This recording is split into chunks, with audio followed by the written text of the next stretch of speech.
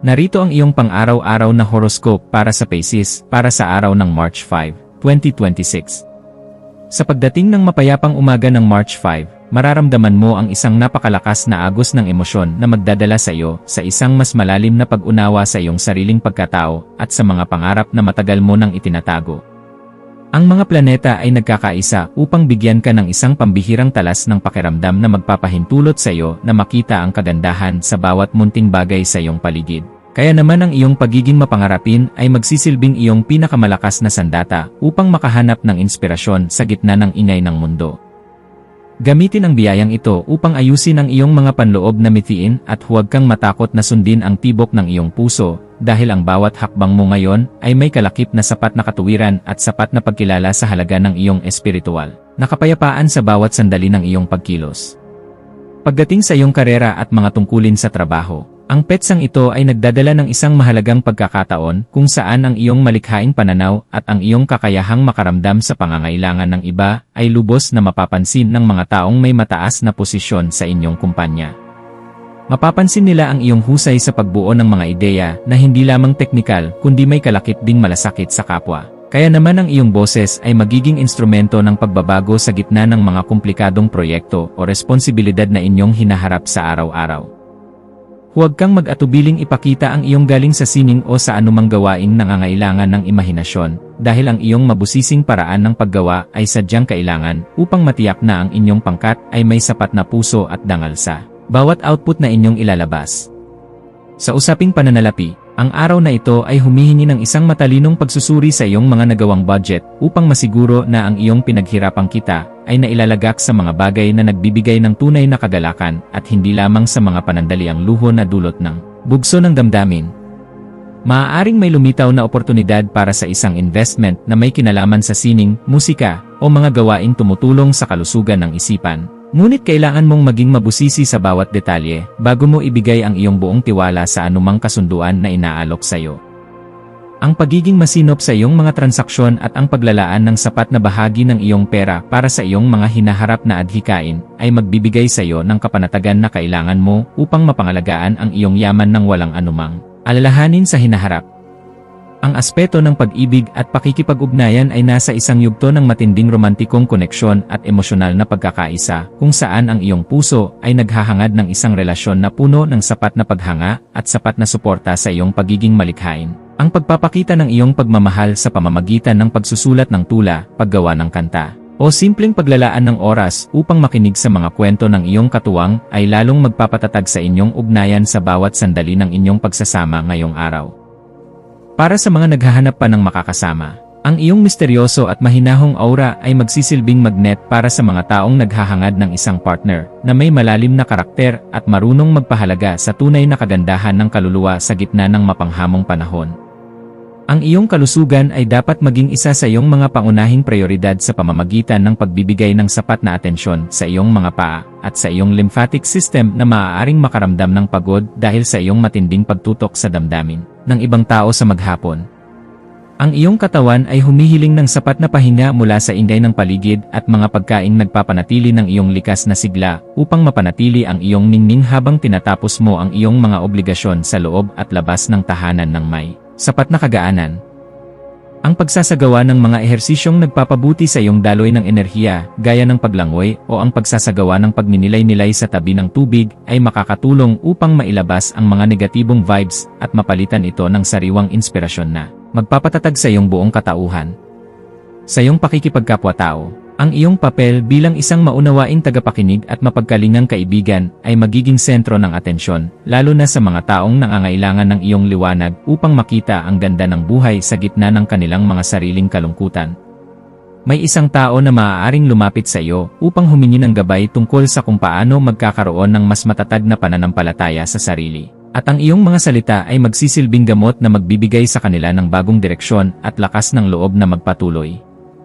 Maging mapagmasid sa bawat pakikipag-usap dahil ang bawat kwento na iyong maririnig ay nagtataglay ng kapangyarihan na makapagpabago ng iyong sariling pananaw sa mundo nang may sapat na respeto sa kakayahan ng bawat individual na bumangon sa bawat pagsubok. Ang iyong malikhaing isipan ay magkakaroon ng pambihirang kislap sa hapon, lalo na sa mga gawaing may kinalaman sa sining, fotografiya, o anumang paraan ng pagpapahayag na nagpapakita ng iyong pagiging orihinal at mapanuri sa bawat aspeto ng iyong ginagawa para sa iyong sariling kagalakan.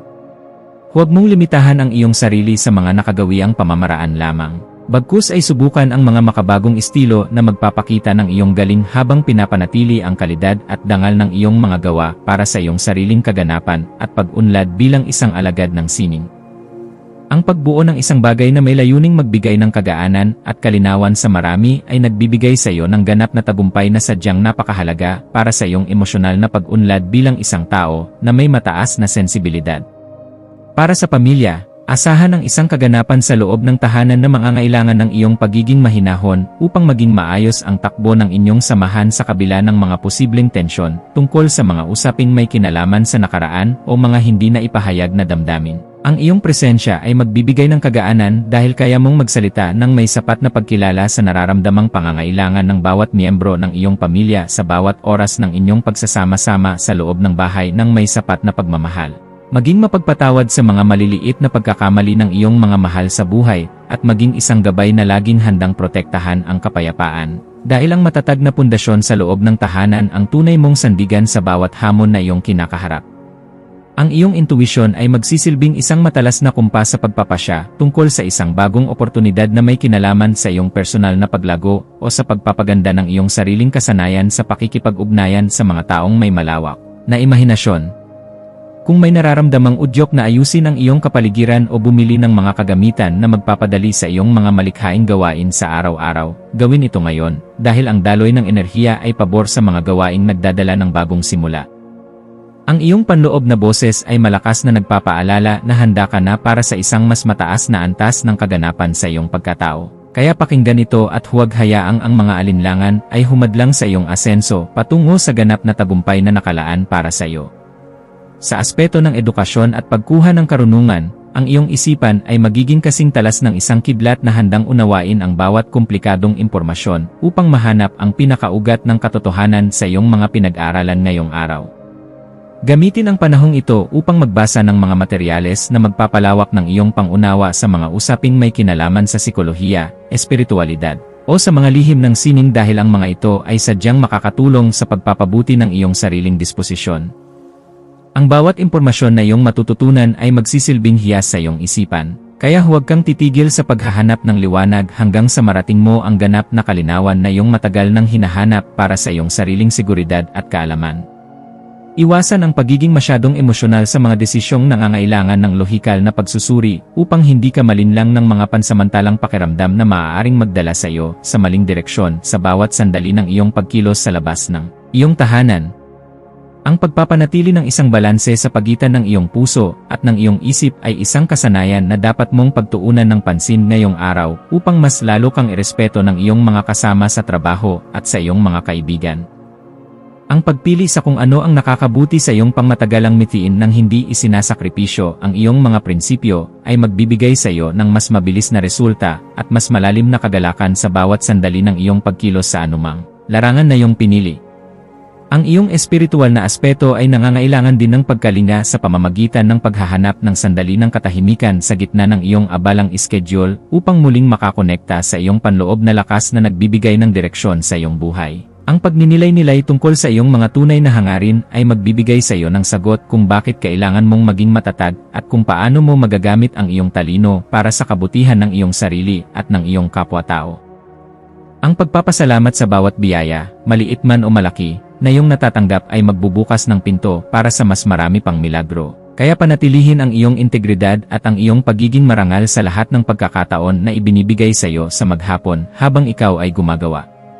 Maging mapagmasid sa mga dokumento, email, o mga mensaheng iyong matatanggap ngayong hapon. At siguraduhin na naintindihan mo ang bawat detalye bago ka magbigay ng iyong pagsang-ayon upang maiwasan ang anumang aberya sa iyong mga transaksyon sa hinaharap. Ang paghingi ng payo sa mga taong may sapat na karanasan o sa iyong mga mentor ay isang matalinong hakbang na dapat mong gawin upang maprotektahan ang iyong mga interes at ang iyong pinaghirapan sa loob ng mahabang panahon. Ang pag-iingat sa ganitong mga usapin ay magbibigay sa iyo ng kapanatagan na ang iyong mga hakbang ay nasa loob ng katuwiran at hindi ka malalagay sa alanganin dahil lamang sa kakulangan sa mabusising pagsusuri ng bawat datos na dumarating sa iyo. Sa pagdating ng gabi, maglaan ng oras upang ayusin ang iyong kapaligiran at ang iyong isip sa pamamagitan ng paggawa ng mga bagay na nagpapakalma sa iyong sistema, gaya ng pakikinig sa musika o pagligo ng maligamgam na tubig upang maalis ang pagod. Ang kaayusan sa iyong kapaligiran ay direktang nakakaapekto sa iyong pakiramdam. Kaya ang pagliligpit ng iyong mga kagamitan at ang pag-aayos ng iyong kwarto ay makakatulong upang maalis ang mga tensyon sa iyong isipan na dulot ng sobrang pagpapakapagod sa buong araw. Ang pagpapasalamat sa bawat tagumpay na iyong nakamit sa araw na ito ay magpapanatili sa iyong positibong disposisyon, na siyang magsisilbing magnet para sa mas magagandang balita na darating sa iyong pintuan bukas para sa iyong patuloy na ikaunlad at kagalakan. Bilang huling payo para sa iyo, laging tandaan na ang tunay na lakas ay matatagpuan sa pagkakaroon ng isang mapayapang puso na laging handang umunawa sa sarili at sa ibang tao nang may sapat na pagmamahal sa bawat sandali ng iyong pagkilos. Manatiling nakatutok sa iyong sariling landas habang nagpapakita ng malasakit sa mga taong nasa paligid mo, dahil ang kaganapan ng iyong pagkatao ay matatagpuan sa pagbabahagi ng iyong liwanag ng may dangal sa lahat ng pagkakataon na ibinibigay sa iyo. Hayaang ang liwanag ng karunungan ang maging gabay mo sa pagtahak sa daan ng iyong mga adhikain, at maniwala ka na sa bawat pagsusumikap mo na magpakita ng kabutihan, mayroong magandang bukas na naghihintay para sa iyo sa bawat sandali. Ang iyong mga maswerteng numero para sa araw na ito ay 7, 12,